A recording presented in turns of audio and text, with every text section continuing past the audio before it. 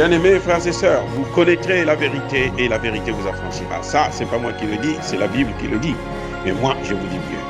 Vous connaîtrez la vérité historique, notamment celle de vos ancêtres kémites, et vous aurez une vision globale de ce que c'est que la vraie souveraineté politique. J'ajoute, vous reviendrez à la spiritualité africaine ancestrale et vous comprendrez les enjeux de l'indépendance économique. Et pour terminer, vous accepterez votre identité culturelle kémite et vous obtiendrez deux choses. La première, c'est la paix. La seconde, c'est le développement, à une condition. L'unité de toute l'Afrique noire, l'unité de tous les Noirs du monde entier. Otep à tous, bien-aimés frères et sœurs. Il n'y a pas de différence en ce qui concerne la politique africaine menée par les différents chefs d'État. Ils sont tous pareils, ce sont des va-t-en-guerre. Surtout les trois derniers. Sarkozy, Hollande ou Macron, ce sont tous des va-t-en-guerre. J'ai entendu certains ici et là dire que Macron n'est pas comme Sarkozy, va-t-en-guerre, parce que si Macron était comme Sarkozy, il y aurait déjà la guerre au Niger, il y aurait déjà la guerre au Mali, il y aurait déjà la guerre ici et là. Moi, je trouve que c'est un peu trop facile de penser que Macron, il est mieux que les autres. Parce qu'il s'agit là des intérêts de la France qu'il faut préserver. Et quand on fait la passation de service, on donne tous ces dossiers-là à l'autre. On lui dit, écoute, ici, là, avec ces gens-là, voilà comment il faut agir. Et ça a toujours été comme ça depuis le général de Gaulle jusqu'à aujourd'hui. Avec les Africains, on peut les tuer, c'est gratuit. Ça ne fait rien, on peut les tuer, on s'en fout. Et l'armée française, c'est une armée expéditionnaire en Afrique. Ce sont des mercenaires seulement, c'est tout. Ce n'est pas une armée qui peut mener une guerre conventionnelle, une guerre de haute intensité. L'armée française ne peut pas tenir même 1 mois, 2 mois, c'est pas possible. Elle ne peut même pas tenir comme l'Ukraine est en train de tenir comme ça. Vous allez me dire que l'Ukraine a l'OTAN avec elle, mais l'armée française, face à la Russie, toute seule, mais la Russie l'écrase en quelques jours. La grande différence entre Macron, Sarkozy et Hollande, c'est le contexte géopolitique, international, et notamment africain. C'est ça qui diffère Macron des autres. Parce que, au temps de Sarkozy, il n'y avait pas la Russie. Il n'y avait pas une Russie puissante qui veut maintenant s'affirmer sur le plan international pour dire que bon, maintenant là, il ne peut plus avoir la récréation est terminée. Non. Il ne faut pas oublier que la Russie n'avait pas opposé son veto pour l'intervention de l'OTAN en Côte d'Ivoire ou pour l'intervention de l'OTAN en Libye. La Russie s'était abstenue. C'est différent. Pour une grande puissance, si la Russie avait mis l'opposition, ben, il ne partait pas. Mais la Russie s'était seulement abstenue. Que ce soit en Côte d'Ivoire, que ce soit en Libye. Vous voyez? Maintenant, entre-temps, il s'est passé un temps où la Russie a compris que, mais même elle-même, elle est visée. L'OTAN veut l'avaler aussi. L'OTAN veut partitionner la Russie. Et que pour s'en sortir, elle a besoin de cette Afrique-là. Parce que si les Européens et les Américains n'ont pas les matières premières russes, ils vont aller les prendre en Afrique et ils vont venir nous faire la guerre. Donc s'il faut avoir une stratégie de sécurité, elle ne doit pas se limiter seulement en Russie. Et il faut s'affirmer parce que ces gens-là, ils ne rigolent pas. Ils ne font pas cadeau. Vous vous souvenez du discours de Poutine en 2007, quand il a commencé à bousculer, à dire que non, mais ce qui est en train de se passer là, c'est pas normal. Maintenant, pour mettre ça en place, lorsque la Russie a pris la Crimée, en 2008, on lui a flanqué des sanctions. La Russie n'était pas un producteur de blé et de céréales. La Russie importait le blé et les céréales en Europe. Donc c'est le temps que la Russie se préparait. Elle s'est préparée, elle est maintenant là, parmi les premiers pays producteurs de céréales et des engrais au monde. Elle peut maintenant parler. Elle a repris ses recherches dans l'armement et tout, et elle a testé ça en Syrie. Elle a vu que ça marche. Elle a vu qu'elle peut faire face à l'OTAN. Et là maintenant, elle dit, bon, maintenant je rentre dans le jeu. La récréation est terminée. Et c'est malheureusement au moment où Emmanuel Macron aussi arrive.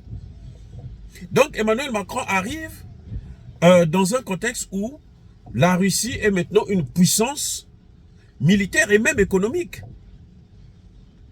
Je dis bien, même économique. C'est vrai qu'elle n'atteint pas le niveau de la Chine, mais c'est une puissance sur laquelle il faut compter, qui peut aujourd'hui investir dans le domaine de l'agriculture, qui est fondamental chez nous. Elle l'a dit au niveau lors du sommet Russie-Afrique. Ce que les autres nous ont toujours refusé, la Russie dit, moi je vais vous donner ça. Elle va même nous donner le nucléaire civil. Ce que les Occidentaux nous ont jamais donné. Puisque eux, ils veulent que nous en puissions toujours, eux, ils viennent prendre la matière première et puis aller fabriquer chez eux-mêmes. Et nous priver de la possibilité d'avoir cette technologie. La Russie dit, je vais vous donner la technologie. Ça, c'est un. Deux, Emmanuel Macron arrive où le pays est en faillite. La France est en faillite. Sur le plan économique. Faillite totale.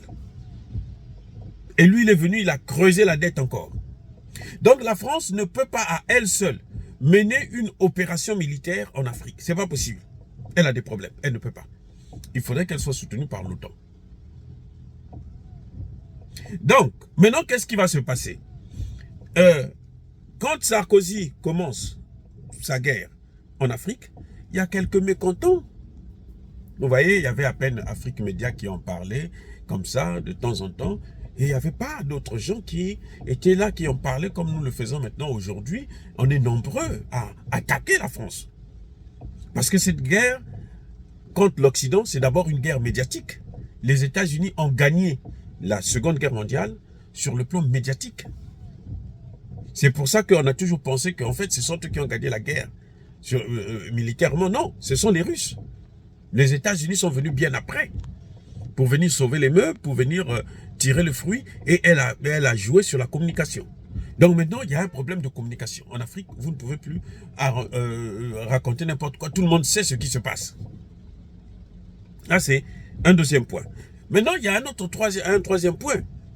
C'est que la France était encore assez, plus ou moins, appréciée en Afrique. Il y avait beaucoup de gens qui appréciaient la France. Les gens se disaient, bon, ce pays-là, c'est un vieux partenaire, qui ne comprenaient pas que la France était un pays criminel. C'était même pas une démocratie, donc ce sont des criminels. Et François Hollande en a bénéficié, on a vu comment François Hollande a été accueilli à Tombouctou, au Mali. Macron, quand il arrive, première gaffe, c'est que devant les étudiants, il vient humilier le président Kaboré au Burkina Faso. Hein? Les gens disent, c'est quoi, c'est ça? Ensuite, il vous déclare que le problème de l'Afrique, ce sont les femmes. Elles font trop d'enfants et tout, tout ça. Là. On peut pas les gens. Oh. Mais donc, lui, il est pareil que les autres. Et donc, Emmanuel Macron a suscité aussi cette haine-là. Avec l'information qui passe, où maintenant les gens ont des preuves. Chaque fois qu'il fait un discours, c'est décortiqué par tous les Africains. On leur dit, regardez, voilà ce qu'il est en train de dire. Voilà là où il veut amener le pays. Voilà ce qu'il cherche. Donc, il ne se cache plus. Il ne peut plus se cacher. C'est comme quelqu'un qui est sous la pluie et il n'a pas de parapluie. Il doit absolument se mouiller. Donc, les circonstances, même en Afrique, là, elles ont changé. Les Africains sont de plus en plus nombreux à connaître les méfaits à prendre conscience des méfaits de la colonisation et de l'esclavage. Les Africains sont de plus en plus nombreux à adhérer au panafricanisme. Les Africains sont de plus en plus nombreux à vouloir obtenir leur souveraineté. Ce qui n'était pas le cas au temps de Gbagbo. Gbagbo n'a pas eu la chance parce que Gbagbo se battait seul contre l'Occident. Même là, il faut dire qu'il est fort et chanceux. Gbagbo se battait seul contre l'Occident. Mais maintenant, les Assimi Goïta ne se battent plus seuls. Il y a le peuple qui est là. Tiani, il ne se bat pas seul. Il y a le peuple qui est là. Les gens ne dorment pas, ils veillent. Jusqu'à dimanche, les gens étaient dans la rue. Ils dormaient dehors. À Niamey. Pour protéger Tiani et les militaires. Alors que c'est le contraire. Et c'est cette détermination qui fait que la France hésite. Se dit, mais elle est en train de perdre. Elle a perdu le Mali, le Burkina Faso. Si elle commet encore une erreur, là elle a déjà commis de toutes les façons, c'est inévitable au niveau du Niger. Si elle commet encore une autre erreur grave, mais on va la chasser sur l'ensemble du continent africain. Et même les Américains maintenant, ils essaient de marcher un peu sur les œufs. Et parce que les Américains avant c'était les révolutions de couleur, mais maintenant ça marche plus bien. Ça marche plus. C'est très difficile. Parce qu'ils ont tellement fait du mal à l'Afrique. Tellement fait du mal à l'Afrique que les Africains aujourd'hui, vraiment, peu d'Africains, certains larbins, certains qui vivent en France pour telle ou telle raison, mais sinon, les Africains ont compris, ils disent qu'on n'a rien à obtenir avec ces gens-là. Il y a la Chine qui nous donne mieux, il y a la Russie qui nous apporte la sécurité et maintenant qui s'engage à investir sur le plan économique. Quand même, la Russie a investi l'année 2022 18 milliards de dollars en Afrique. Et cette année, ça va monter à 23 milliards de dollars. La Russie nous forme des cadres. Les cadres que la Russie a formés depuis 2-3 ans, c'est plus que ce que la France, les États-Unis ont formé pendant 60 ans. Si la Russie, pour un pays comme l'Éthiopie, elle accorde 60 000 bourses, écoutez, c'est pas du gâteau. Ce sont les bourses russes, pas éthiopiennes, russes. Tous les pays, le Congo, Brazzaville, aura cette année 250 bourses. Le Mali aura, je ne sais pas, un peu plus, pas moins de 90 bourses, 100 et quelques. Et donc chaque pays là, elle prend, elle forme. Ce que la France ne fait pas. La France ne fait pas, ce que les États-Unis ne font pas. Donc voilà, Emmanuel Macron, c'est du pareil au même. C'est-à-dire que ce que fait Emmanuel Macron, c'est ce que faisaient les autres. Mais Emmanuel Macron est arrivé au mauvais moment, hein, où les choses sont en train de changer en Afrique et que les Africains ne veulent plus encore se laisser faire. Dire cela, c'est inciter à la haine ou à la violence. Non. Il y a ma colère, il y a ma lème. Encore bien, une fois de plus, bien-aimés frères et sœurs, soyez bénis. Je persiste et je signe. Soyez abondamment bénis par le Dieu des Kémites et par nos ancêtres angélisés.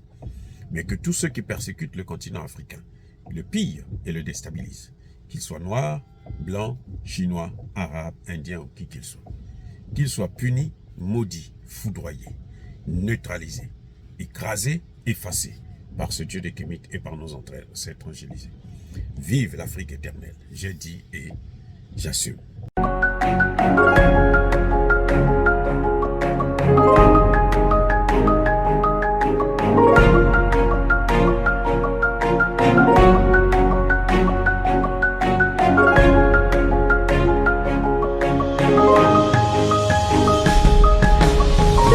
Eux, ils marchent par la foi et non par la vue. Mais moi, je vous conseille vivement de marcher par la connaissance scientifique et historique, notamment celle de nos ancêtres kémites, par les 5 sens et par l'intelligence. À vous, à Pierre.